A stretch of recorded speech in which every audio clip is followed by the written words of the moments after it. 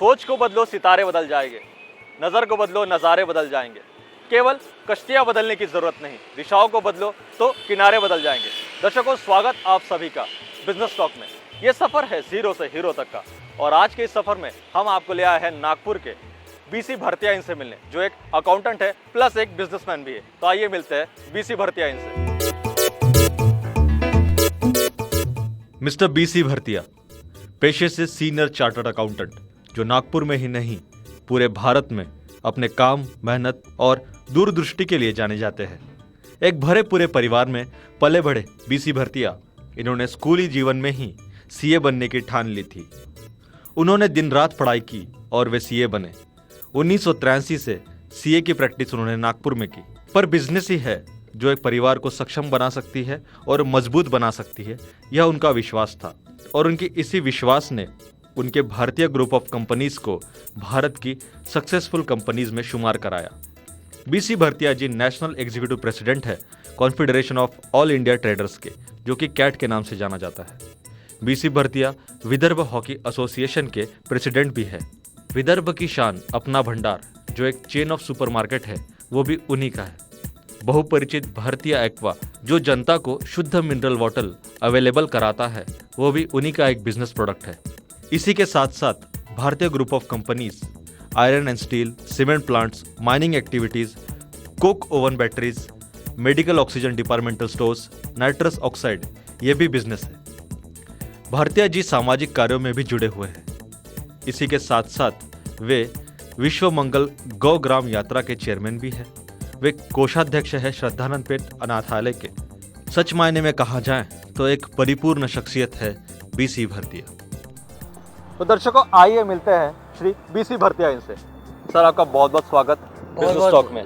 Thank you sir, thank you. Sir, आप नागपुर में रहते हैं, आप एक सीए है, एक बिजनेसमैन भी है, पर आपके बचपन के बारे में मुझे कुछ बताइए। आपके पिता दिल्ली से कुछ आए थे यहाँ, उस वक्त के बारे में मुझे कुछ बताइए। आपके परिवार के बारे में बताइए, आपके भाई बहन के बारे में मुझे कुछ बताइए।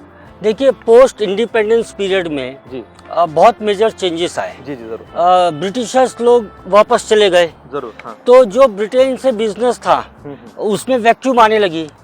हमारे ग्रैंडफादर के ब्रिटिशर्स के रिलेशंस ठीक होने से उन्होंने हमारे फादर को बोला कि मैग्नीज यहाँ से बहुत ज़्यादा एक्सपोर्ट होता है, जरूर। तो आप नागपुर जाइए और यहाँ से मैग्नीज को आप एक्सपोर्ट करिए, क्योंकि नागपुर मैग्नीज ओर का एक बहुत बड़ा केंद्र रहा है। हाँ। तो फिर हमारे पिताजी दिल्ली से यहाँ आए, फिर कांदरी, मनसर, रामटेक, बालाघाट, ऐसी अलग अलग जगह पर उन्होंने माइंस ली और माइनिंग का व्यापार किया। मतलब खुद खरीदी उन्होंने? हाँ, वो जब माइंस गवर्नमेंट से लीज मिलती है, वो लेके और उन्होंने माइनिंग का व्यापार किया। और पोस्ट इंडिपेंडेंस पीरियड में बहुत फास्ट सरकारी नियमों में बदलाव आए और उसमें ये मैग्नीज की माइंस जो है वो गवर्नमेंट ने नेशनलाइज कर दी। तो प्रैक्टिकली रातों रात हमारे पिताजी यूँ समझो कि जीरो हो गए। सारी माइंस के ऊपर सरकारी कब्जा हो गया और सब चीज समाप्त हो गई। सरकार ने हस्तांतरित कर लिया था पूरा ऑल ओवर इंडिया के जो थे। हाँ। तो इसमें हम एकदम जीरो हो गए। पिताजी के हम 8 भाई। ये कौन से साल की बात है, कुछ बताना? ये लगभग 58, 59 या 60 समथिंग, मतलब पैदा ही हुआ था। हाँ। तो ये उस समय की बात है। और उस समय इतने ज़्यादा व्यापार के ऑप्शंस नहीं थे कि भाई मल्टीपल ये व्यापार कर लो या वो व्यापार कर लो, इतना इजी नहीं था। तो भी पिताजी ने कैसे भी करके कोई ना कोई अल्टरनेट व्यापार को खड़ा करते गए और उन्होंने किया। हम 8 भाई और एक बहन, 9 भाई बहनों का परिवार, छोटा परिवार नहीं था। और उनकी परवरिश करना। तो स्कूली जीवन कैसा रहा फिर? मतलब इतना पापा आपको पढ़ा पा रहे थे अच्छा खासा, तो फिर मेंटेन कर पा रहे थे हर एक का एजुकेशन, कैसा था? देखिए, मैं आपको बताऊं कि बहुत दुख भरी स्थिति थी। कोई बहुत जैसा ऐसा पैसा या कुछ ऐसी पोजीशन नहीं थी, कोई बहुत बड़ा व्यापार हो ऐसी पोजीशन नहीं थी। और मगर पिताजी का और हमारी माताजी भी पढ़ी लिखी थी, 10वीं अंग्रेजी पास थी, अंग्रेजी मीडियम से। तो माता पिता दोनों पढ़े होने के कारण उन्होंने बोला एक रोटी कम खाना खाओ, मगर एजुकेशन बेस्ट करो। क्या बात है, सभी माता पिता ऐसे सोचना चाहिए कि हमारे बच्चों को एजुकेशन देना चाहिए। हाँ। ये तो बहुत अच्छी बात है। फिर तो आगे क्या उन्होंने क्या किया कि उस जमाने में बिशप कॉटन स्कूल में हमारी 24 रुपया फीस होती थी, हुआ? उस वक्त हाँ, और बाकी जगह 25 पैसा फीस होती थी।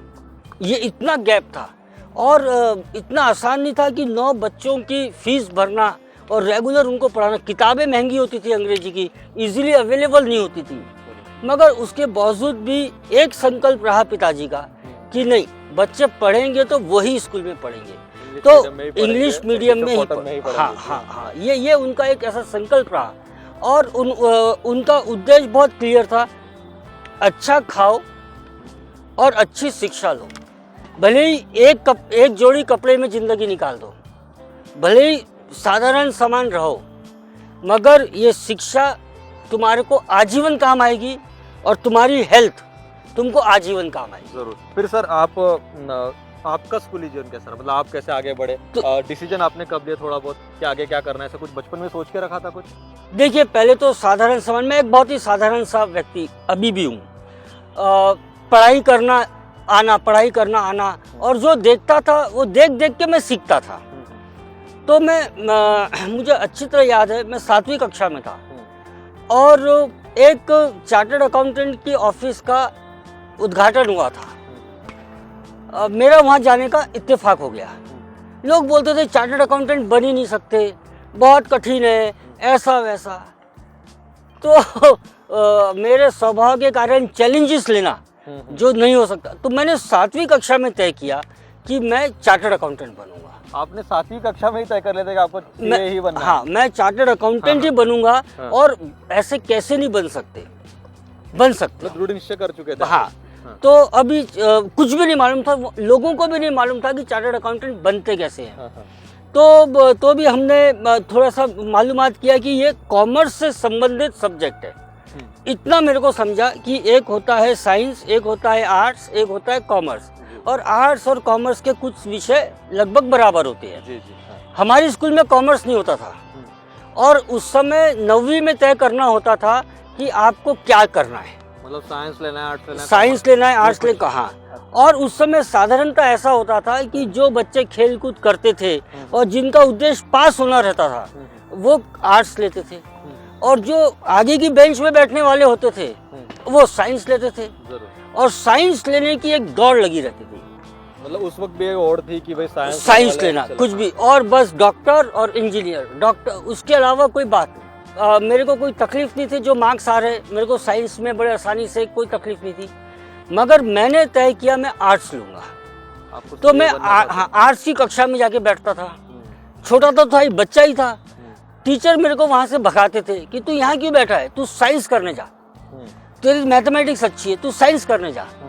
और मैं बोलता था नहीं, मैं आर्ट्स करूँगा। मेरे बड़े भाइयों को टीचर लोग शिकायत करते थे कि वो उसको समझाओ, उसको अक्ल नहीं है, वो ये कक्षा में नहीं बैठना चाहिए, वो कक्षा में साइंस की में बैठना चाहिए। तो भाई लोग बोलते थे, हमने भी बहुत कोशिश की उनको समझाने की, ये समझता नहीं है और इसकी जिद है कि मैं यही करूँगा, तो फिर जो कर रहा है करने दो। तो फिर टीचर लोगों ने थोड़ा सा फिर मेरे को बोलना बंद किया और मैं मेरा आर्ट्स का ही चालू रखा पढ़ना। और उस समय जो मैंने 9वीं 10वीं 11वीं मैंने जो इकोनॉमिक्स पढ़ा, मैंने जो हिस्ट्री पढ़ा और मैंने जो सिविक्स पढ़ा, वो जो मैं पढ़ा आज तक मैं उसी का खा रहा हूँ, मैं बोलूँगा। मतलब वो बेसिक था जिसने आपको राह दी कि आगे कैसे बढ़ना है, बिल्कुल, क्या करना है। हाँ हाँ, जीवन कैसा है, चीज़ कैसी है, इकोनॉमिक्स क्या है। इतिहास से मैंने सीखा कि आपने किस आदमी ने क्या किया, उसका परिणाम क्या हुआ। तो मेरे को समझ गया कि अगर ऐसा करना है तो ये करो, ये मत करो। तो ये मैंने इतिहास से सीख लिया। लोग बोलते थे इतिहास बहुत खराब है, इतिहास तकलीफ देता है, और इतिहास ने ही मेरे को आगे बढ़ने की प्रेरणा दी। तो ये फिर मैं वहाँ से ऐसा करते करते 11वीं पास हो गया। 11वीं के बाद होता था कॉलेज उन दिनों, तो फिर हम 11वीं पास हो गए। मेहनती था, भाषा भी सही लिखता था। थोड़ी सी तकलीफ हुई मेरे को मराठी में। 9वीं में जब मैंने मराठी लिया तो पहले ही महीने में फेल हो गया। हर महीने परीक्षा होती थी, पहले ही महीने फेल हो गया। मैं रोने लगा। तो एक टीचर हमारे बहुत अच्छे थे, बोले क्यों रो रहा है। मैं बोला सर मैं फेल हो गया मराठी में, तो मैं क्लास में पीछे हो गया। बोले तू काय को मराठी लेता, तू उर्दू ले। तो मैंने 9वीं में 3rd लैंग्वेज उर्दू ली। और 9वीं 10वीं 11वीं मैं उर्दू से पास हुआ। क्या बात है, मतलब हुरूफ तेजी तब आप सीखे थे 12 घड़ी को उर्दू में हुरूफ तेजी कहती है, इतना तो मुझे। तो मेरे को उतना लिखना आता था, थोड़ा हल्का फुल्का सीख गया हाँ। और मेरे को बहुत अच्छे नंबर आ गए और मैं 11वीं में बड़े अच्छे से पास हो गया। क्या बात है। फिर बात आई कि हमको कॉलेज जाना, तो उन दिनों की बात बताऊंगा, मैं किसी का कुछ ऐसा बोलता नहीं, मगर धनवटे नेशनल कॉलेज का एक ऐसा लेवल था कि जो काम करने वाले लोग हैं ये वो धनवटे नेशनल पसंद करते थे, बाकी दूसरे कॉलेज में जाते थे। तो मेरे को लोग, मेरे साथ के लोग बोलते थे यार यहाँ मत जा, यहाँ जा। यहाँ वहाँ हमारे MM लांजेवार साहब थे, हमारे परिवार के मित्र थे। लांजेवार साहब बोले नहीं, तू मेरे कॉलेज में पढ़, तू अच्छा आगे निकलेगा। तो लांजेवार साहब की बात को ध्यान में रखते हुए फिर हमारे पिताजी के मित्र भी थे वो, तो पिताजी बोले नहीं, लांजेवार साहब जो बोलेंगे वही करना, क्योंकि ये शिक्षा के क्षेत्र में है। तो हम धनवटे नेशनल कॉलेज में चले गए और फिर धनवटे नेशनल कॉलेज से हमने BCom पास किया। उसके बाद शायद आपने NKP साड़वे इनके CA का जॉब किया था। हाँ, सर जानेंगे आप वहां तक कैसे पहुंचे, क्या हुआ, मगर एक छोटे से ब्रेक के बाद। दर्शकों कहीं जाइएगा मत, BC भरतिया इनसे बातचीत अभी भी जारी है, मिलते हैं एक छोटे से ब्रेक के बाद। तो हम लोग रिटेल, मैन्युफैक्चरिंग, एजेंसी, इंपोर्ट, हर प्रकार का हमारा डाइवर्सिफाइड है। हम 8 भाई हैं। ब्रेक के बाद आप सभी दर्शकों का स्वागत। हम बातचीत कर रहे हैं नागपुर के CA cum businessman Shri BC Bhartiya इनसे। सर ब्रेक पे जाने से पहले आपने हमें बताया था कि आप जहाँ तक डिसाइड कर चुके थे CA बनना है, धनवटे में आप BCom का शिक्षण ले रहे थे, आप NKP साड़वे इनके जाने का आपने सोचा, तो वहाँ तक कैसे पहुँचे और क्या हुआ, थोड़ा बताइए। उस समय क्या था हाँ हाँ कि ग्रेजुएशन होने के बाद ही आप CA ज्वाइन कर सकते थे। जरूर, ग्रेजुएशन के बाद ही हम तो CA ज्वाइन मैं वहाँ तक रुकने मेरी तैयारी नहीं थी।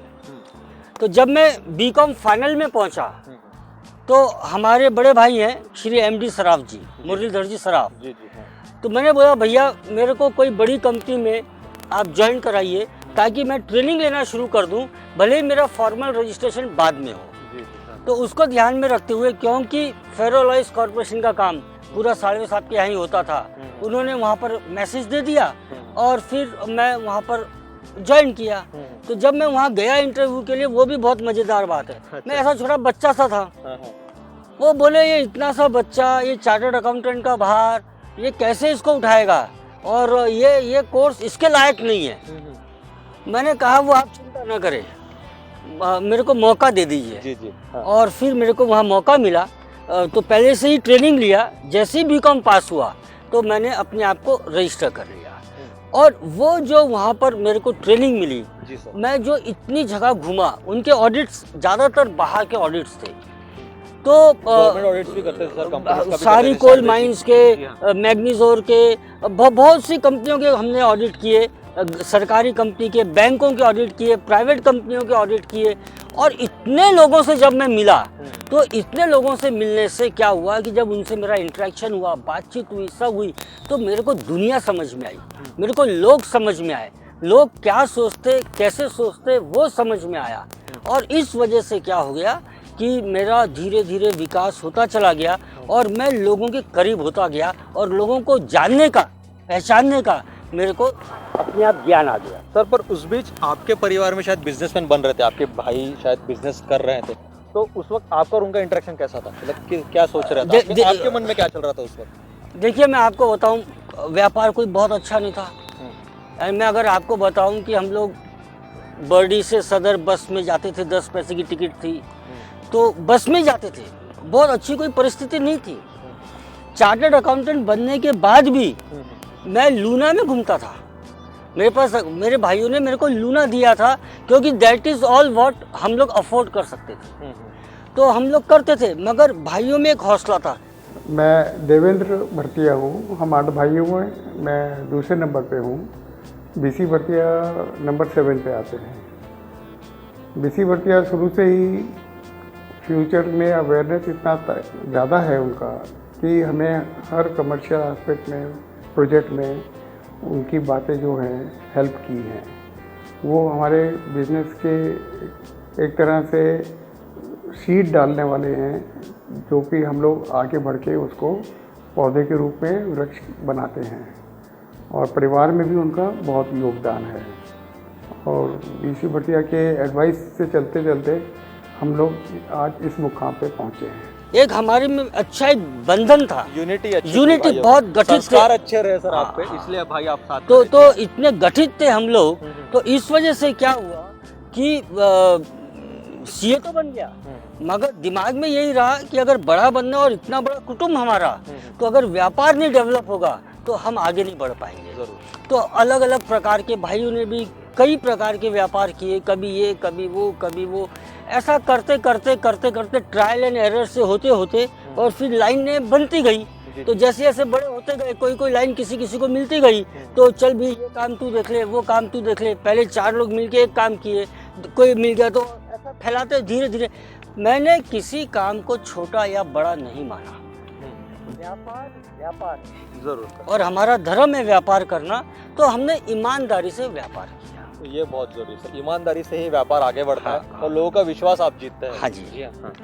फिर भाइयों ने, आप बिजनेस कर रहे थे, फिर आप भी उनको हेल्प कर रहे थे, फिर कौन से आपने एक व्यापार शुरू किया? अभी आपका व्यापार कहाँ तक पहुँचा है सारे भाइयों का मिलकर? देखिए, अगर आप देखेंगे तो हम लोग रिटेल, मैन्युफैक्चरिंग, एजेंसी, इंपोर्ट, हर प्रकार का हमारा डाइवर्सिफाइड है। हम 8 भाई हैं, हमारे 9 भतीजे हैं, तो 17 लोग घर के व्यापार कर रहे हैं। आज 2 भाई साथ नहीं रहते। सही है।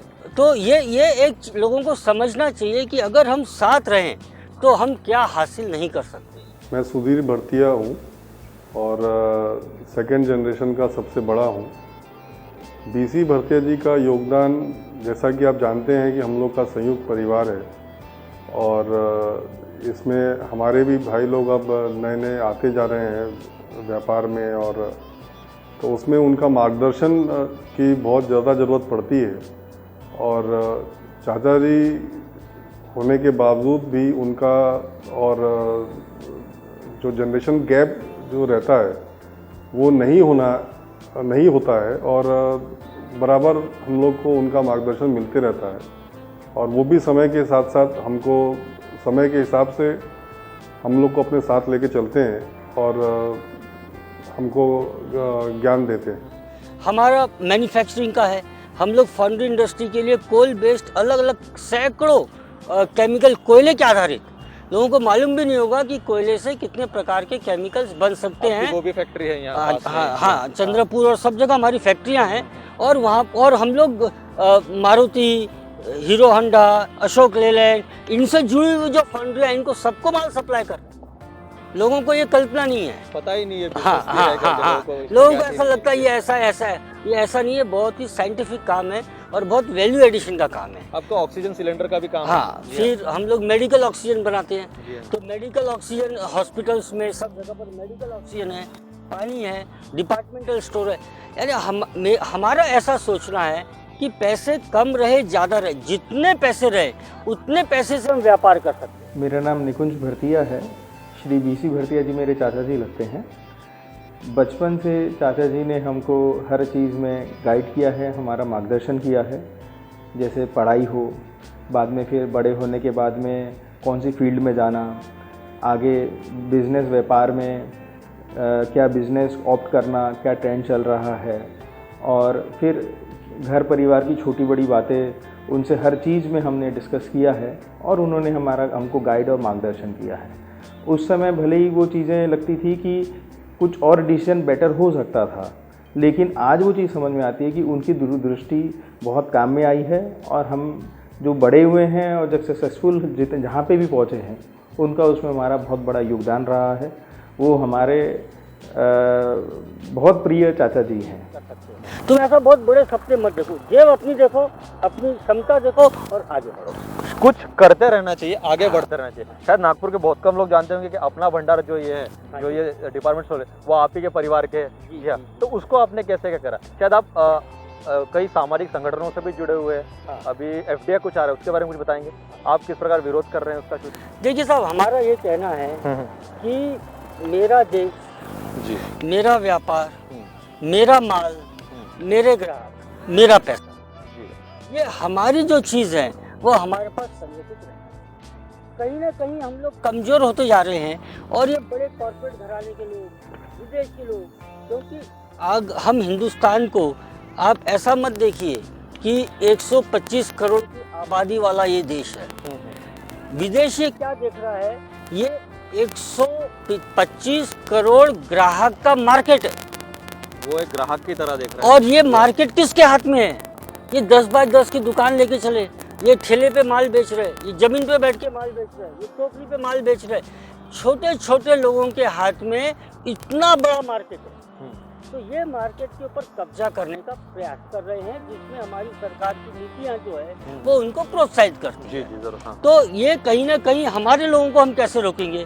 तो ये एक ऐसी चेन, हमारी भी चेन बन जाए, ताकि हमारे लोगों का माल बिकता रहे और हम लोग एक तरीके से चलते रहे। मतलब भारत का व्यापारी जो है वो आगे बढ़े, ना कि हाँ। बाहर वाला आगे बढ़े, ऐसा ही Yes, आपकी कुछ yes, सोच है। हाँ। सर आप एक सामाजिक कार्यों में बहुत रहे, आप एक स्पोर्ट्स इंस्टीट्यूट से भी जुड़े हुए हैं, ये सब जानेंगे मगर एक छोटे से ब्रेक के बाद, ठीक है सर? Thank you। दर्शकों कहीं जाइएगा मत, बीसी भरतिया इनसे बातचीत अभी भी जारी है, देखते रहिए बिजनेस टॉक। हुआ जब मैं दिल्ली में 2-4 बैठकों में गया तो लोगों को ऐसा मेरी तरफ आकर्षण आया और धीरे धीरे उन्होंने मेरे को उठा लिया।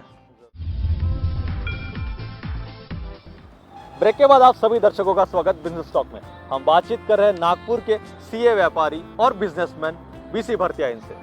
सर ब्रेक पे जाने के पहले जैसे आपने बताया आपके परिवार वाले एक सेटल हो चुके हैं, अच्छा खासा आप नागपुर में एक बिजनेसमैन परिवार से हैं और सबको आपने सेटल कर चुके हैं, भतीजे आपके सेटल हो चुके हैं। पर सर आप समाज कार्य में भी जुड़े हैं, आप एक अनाथालय से भी जुड़े हुए हैं, उसके बारे में हमें कुछ बताइए। देखिए मैं आपको एक चीज़ बताऊं कि मैं बहुत शाय शर्मिला किस्म का व्यक्ति और ज़्यादा लोगों में मिलना मुझे अच्छा नहीं लगता था, मगर कुछ कुदरती ऐसा हुआ कि मैं किसी न किसी रूप में व्यापारिक और अलग अलग संगठनों में जाता चला गया। जरूर। हाँ। नागपुर में श्री श्रद्धानंद अनाथालय है, ये लड़कियों का अनाथालय है और 450 लड़कियां थी।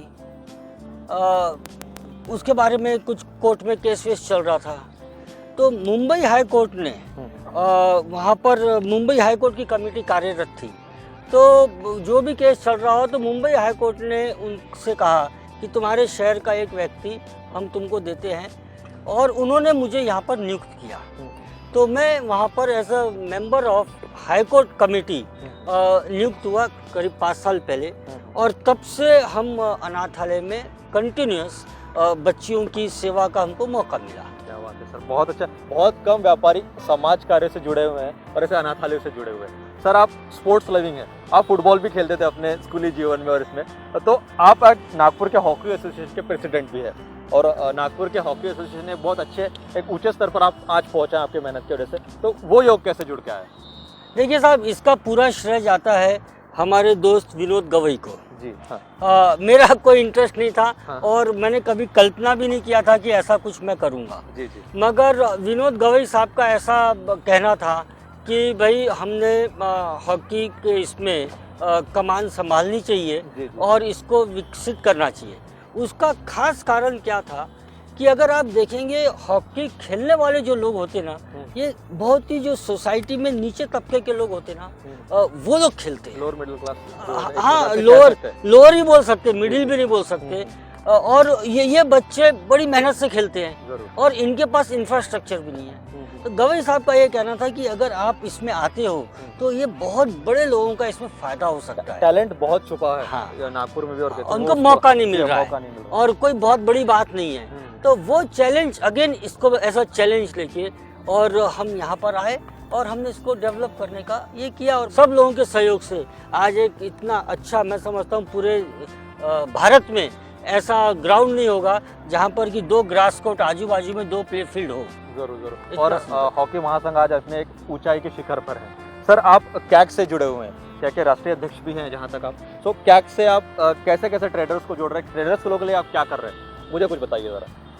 देखिए साहब, मैं बोलने के लिए चार्टर्ड अकाउंटेंट हूँ, मगर दिलो दिमाग से मैं व्यापारी हूँ। मेरी हर हरकत व्यापारियों की है। जरूर। तो मैं व्यापारियों के बीच में ही रहा और उनकी सेवा करना ही ऐसा मैंने ध्येय लेके चला। जरूर। तो व्यापारियों की समस्याएं होती थी, चर्चा होती थी, नागविदक चैम्बर ऑफ कॉमर्स के लोग थे, वो मुझे अपने साथ जोड़ते चले गए। धीरे धीरे मैं फिर उनकी मेंबर बना। पहले तो मेंबर भी नहीं था मगर काम करता था, मेंबर बन गया, फिर उनकी कार्यकारिणी में आ गया, फिर वहाँ से मेरे को ओहदे मिलने लग गए, वहाँ अध्यक्ष बन गया। अध्यक्ष बन के अलग अलग आंदोलन और ये सब करता चला गया। जरूर। फिर दिल्ली में बैठकें होने लगी, दिल्ली के लोगों के बीच में उठना बैठना लगा। तो मैंने एक है ना बहुत कम उम्र में एक चीज़ मेरे को समझ में आई कि इश्क और मुश्क, मुश्क यानी खुशबू, तो इश्क और मुश्क छुपता नहीं। यानी अगर आपके अंदर टैलेंट है तो आप कहीं भी रहो वो दिख जाएगा। जरूर। और ऐसा ही कुछ हुआ जब मैं दिल्ली में 2-4 बैठकों में गया तो लोगों को ऐसा मेरी तरफ आकर्षण आया और धीरे धीरे उन्होंने मेरे को उठा लिया। जरूर। और फिर वो उन्होंने कहा कि नहीं आप हमारा नेतृत्व करो।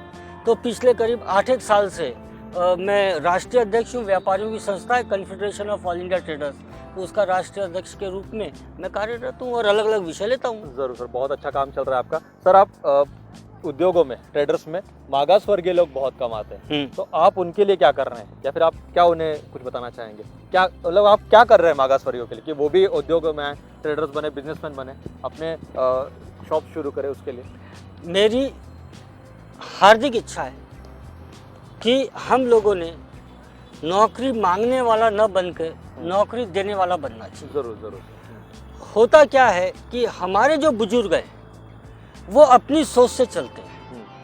वो बच्चे को पहले से ही बताते हैं कि तेरे को नौकरी करना है। वो उसको पढ़ाई शिक्षा जो है वो उसी लाइन में देते हैं कि तेरे को नौकरी करना है, तुझे किसी के अंडर काम करना है, नौकरी करना है, चाहे चपरासी की करना है। जरूर। हाँ। इससे क्या होता है कि बच्चे का माइंड कंडीशन हो जाता है, वो उसके बाहर सोचता ही नहीं है। वो उसके बाहर नहीं सोचने की वजह से क्या हो गया कि नौकरी मिल गई तो बस, और एक कंडीशन हो गई। दूसरी एक और बात है, हमने ये भी देखा है कि जब शादी की बात आती है तो जो बच्चे को नौकरी है उसको कोई लड़की जल्दी देता है, उसकी शादी जल्दी होती है। सही है। कोई व्यापार कर रहा है तो उसको लड़की जल्दी से मिले नहीं होगी, हमारी बच्ची को रखेगा नहीं, आज बिजनेस डूब जाएगा, ऐसा मानसिकता है और परिवार तो में। ये क्या है कि जो हमारे बुजुर्ग हैं सबसे पहले उनकी सोच बदलनी पड़ेगी कि नहीं, हम इंडिपेंडेंट होके और बड़ा बन सकते हैं। एक सीमित आय के भरोसे मत रहो। ये अगर आपने, हमारे लोगों ने सीख लिया तो फिर हम बच्चे को वैसा ट्रेन करेंगे। जैसे हम व्यापारी बच्चे बोलते हैं तेरे को इंडस्ट्री लगाना है, तेरे को बड़ा काम करना है, तो वैसे ही आप लोगों ने भी, मेरा सबसे यही आह्वान है कि हमने हमारे बच्चों को बड़े सपने देखने के लिए प्रेरित करना चाहिए। जब वो बड़ा सोचेगा तो हासिल करने के लिए हाथ पैर मारेगा। मेहनत अगर करेगा, 7वीं क्लास में अगर मैं सोचता हूँ कि मैं चार्टर्ड अकाउंटेंट बनूंगा तो मेरी मंजिल तय हो गई। मंजिल तय हो गई तो रास्ता खोजना फिर कठिन नहीं होता। जरूर सर, बेहतरीन, तो बहुत इसके अच्छा आपने मार्ग। सर आपने अपने भतीजों को तो सेट कर दिया जी, जो एक व्यापार में है जी। पर भारत में भी कई ऐसे आपके भतीजे और भी है, जी, जैसे कह जी, सकते जी, हैं जी, जिनको मार्गदर्शन की जरूरत है, जी। तो आप उनको क्या संदेश देना चाहेंगे? आप उनके लिए क्या करना चाहेंगे? देखिए, मेरा जो प्रिंसिपल है, मेरा प्रिंसिपल बहुत क्लियर है। एक तो हम इलीगल, इमोरल और अनएथिकल, ये 3 काम जिंदगी में नहीं करना। जरूर। और सक्सेसफुल बनना है तो जो भी हमारा ध्येय है, जो भी हमने सोचा है, हमने पंक्चुअल रहना चाहिए, हमने सिंसियर रहना चाहिए, हमने टाइमली काम करना चाहिए और करेक्टली परफेक्शन से करना चाहिए। जो चलता है वाली पॉलिसी है ना, उसको अब कहीं ना कहीं हमको हटा देना चाहिए। तो आप निश्चित रूप से आगे बढ़ सकते हैं। मार्ग मांगने से मिलेगा। आप कोई नए शहर में जाते हैं, आपके पास एड्रेस है, तो आप क्या करते हो, चौक पे किसी को पूछते हो यार ये चीज़ कहाँ है या वो चीज़ कहाँ है। जरूर हेल्प लेते हैं तो हम हमारी ज़िंदगी में हमारा करियर बनाने के लिए अगर 4 लोगों से बात कर लिए कि यार ये मेरे को बनना है, कैसा होगा, या ये करना है, मैं कैसे करूं, तो इसमें बुरा क्या है। जरूर। तो हमने ये सीखना चाहिए। हमको वक्त आया तो मांगने की शर्म नहीं करना चाहिए, मार्गदर्शन लेने की शर्म नहीं करना चाहिए, ऐसा मेरा मानना है। मतलब युवकों ने आपको संपर्क करना चाहिए और आप उनको पूरी तरह से हेल्प करेंगे, पूरी तरह मदद करेंगे। हाँ। रोजगार करने के लिए, व्यवसाय करने के लिए। जी जरूर। हाँ, यानी मेरे को ही करना चाहिए ऐसा नहीं है। युवक किसी से भी संपर्क करे, मगर जिसके पास तजुर्बा है। आज प्रॉब्लम क्या है, युवक के पास जोश है मगर तजुर्बा नहीं है, और जिसके पास एक्सपीरियंस है उसके पास जोश नहीं है। युवक के पास नॉलेज है, तो नॉलेज और एक्सपीरियंस की ब्लेंडिंग होना चाहिए। तो जिसके पास नॉलेज है और जिसके पास एक्सपीरियंस है, अगर ये दोनों आपस में मिल जाते हैं तो मैं समझता हूँ सक्सेस दूर नहीं है। और निश्चित रूप से जितनी भी मेरे पास सीमित एक्सपीरियंस है, सीमित नॉलेज है, जो भी जानकारी है, मैं बिल्कुल चाहूँगा आज भी युवक आते हैं, युवती आती हैं, अलग अलग इश्यूज लेके आते हैं। मैं पिंकुश जायसवाल हूँ। मैं प्रैक्टिसिंग कंपनी सेक्रेटरी हूँ नागपुर में पिछले 4 सालों से। मैंने अपना करियर सर के साथ ही स्टार्ट किया था। मैं एक साइंस ग्रेजुएट थी, बट सर के कहने पे मैंने अपना अकाउंटेंसी में और प्लस सीएस में एडमिशन करवाया, बिकॉज सर को लगा कि मैं कुछ कर सकती हूँ। बिकॉज ऑफ सर मैंने स्टार्ट किया अपना सीएस, और आज मैंने जितना भी अचीव किया, जो भी है ये ऑफिस, ये सब कुछ जो है वो मिस्टर बीसी भरतिया सर के वजह से है। मेरा पर्सनल अपलिफ्टमेंट, मेरे फैमिली का A to Z मैं सारा क्रेडिट अपने सर को देना चाहती हूँ। देयर इज़ अ सेइंग कि हर जगह भगवान नहीं रहते, इसलिए वो टीचर मदर को भेजता है। मेरे लिए सर आए थे, बिकॉज उनकी वजह से I wouldn't have been here. It's so I would like to thank sir personally, and thank you sir for everything that you had give me. Thank you so much sir. मैं आज भी चाहूँगा और आह्वान भी करूँगा कि आप आइए मेरे पास, मुझे कोई आपत्ति नहीं है। It will be my pleasure to help them, to meet them. Help मैं कौन होता हूँ हेल्प करने वाला, मगर उनसे चर्चा करूँगा। चर्चा करके अगर उनको मेरे से कुछ हासिल हो गया तो मैं समझूंगा कि ये मेरा सौभाग्य है कि मैं किसी के काम आया। जरूर सर, बहुत बहुत शुक्रिया सर, आपने हमें वक्त दिया इसलिए। Thank you. दर्शकों, ये थे बीसी भरतिया जी, जिन्होंने कहा पेशेंस से काम करिए तो आप सक्सेसफुल होंगे, आप अच्छा काम करिए तो आप सक्सेसफुल होंगे, आप किसी को धोखा ना देंगे तभी आप सक्सेसफुल होंगे। आवाज़ इंडिया टीवी पर कार्यक्रम जारी रहेगा, देखते रहिए बिजनेस टॉक। अगले एपिसोड में हम आपको एक ऐसे ही सितारे से मिलवाएंगे। तब तक देखते रहिए बिजनेस टॉक। ये सफर है जीरो से हीरो तक का।